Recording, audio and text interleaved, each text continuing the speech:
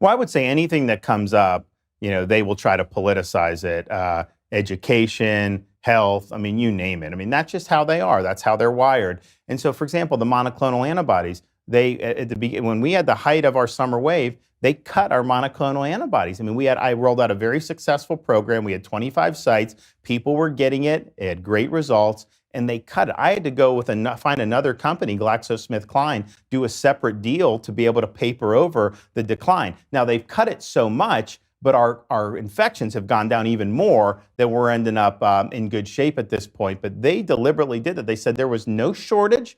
They were just doing it for, quote, equity purposes. And you got to wonder why you would do that. You also look at what they're doing with the contractor mandates and the OSHA mandates. I mean, look, I think that is more directed at states like Florida because some of these big blue states will probably impose those mandates on their own. They know we will not do that. And so we're fighting back against that very strongly. We have a special session of the legislature. We have the lawsuits across the board about all those things. But they don't respect states like Florida's prerogatives. And the fact is, things like schools they try to butt into. We have conflicts where some school boards weren't following our state's Parents' Bill of Rights. And so the State Board of Education took the salaries away from the elected politicians. Biden comes in and they put the money back in. They're bailing out politicians who are disobeying state law. How is that an appropriate use of the federal government? And we're going to address that in our special session. But time and time again, they want to come in and do it. I think that they've really failed on this.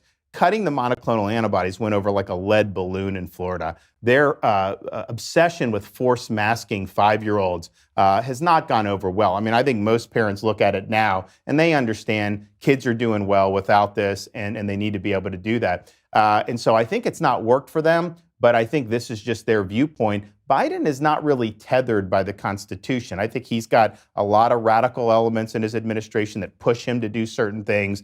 And I don't think he has the wherewithal or the leadership ability to say no. Even Obama would tell the lefties that sometimes that they were going too far. Bill Clinton would sometimes.